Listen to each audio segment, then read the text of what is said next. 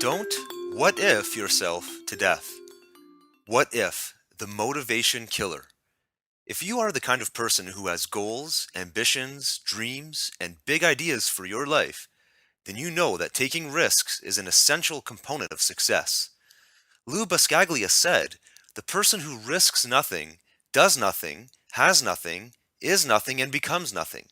He may avoid suffering and sorrow, but he simply cannot learn and feel and change and grow and love and live."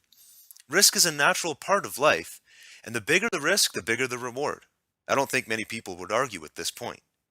Here's the dilemma. When it comes to risk, many people tend to what if themselves out of any and every positive idea that might move them in the direction of their goals.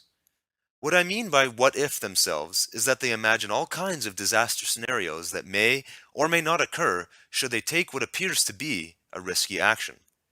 Here is a prime example. I left a career position with a blue chip company to pursue my dream business. When I handed in my resignation letter, I had a number of supportive colleagues and some who were not so supportive of my decision. But even the supportive people would talk to me about my big decision and look at me as the lucky one. They admired my bold move, but in the same breath would talk about how they wish they could do the same.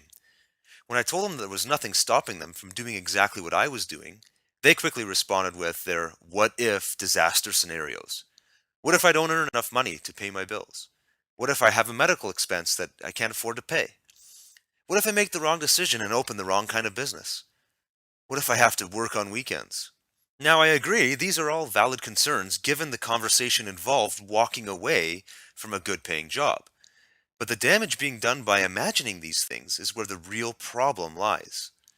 Not one of these what if statements assumed a positive outcome. Not one of those statements talked about all of the good that might happen in the person's life if they were to walk away from a job they didn't like in order to pursue a dream business. While none of these negative scenarios had taken place, their mind convinced them that it was inevitable. The only difference between their mindset and my own was that I was using my imagination to think of all the positive potential outcomes of leaving a job and pursuing a business. I was thinking only of the positive outcomes. I was trusting. They had the ability to trust as well. In fact, they were already doing it, but simply didn't realize it. Every person does this every day. There is inherent risk with every single action you take in your life. Every time you get into your car, there is a risk of getting into an accident. When you go for a walk, there is a risk of being mugged. When you go to a restaurant, there is a risk of choking or food poisoning. When you take a shower, there is a risk of falling and hitting your head. The list is infinite. The reason that most people don't worry about these things is that we have come to trust that we generally are going to be safe throughout the course of our day. Unless something traumatic has happened, you probably don't ever think about these kind of disaster scenarios. Well, the exact same kind of thinking is required by the person who wants to pursue a big life goal and take action on the risky steps required to reach that goal. Could you lose money? Yes. Could you go bankrupt? Yes. Could you fall and break your leg? Yes. Welcome to life.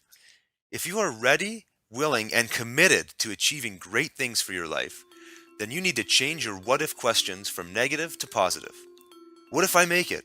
What if I become wealthy? What if I save a life? What if I become free? What if I overcome my fears? What if I live my life to the fullest? Thank you for listening to Don't What If Yourself to Death.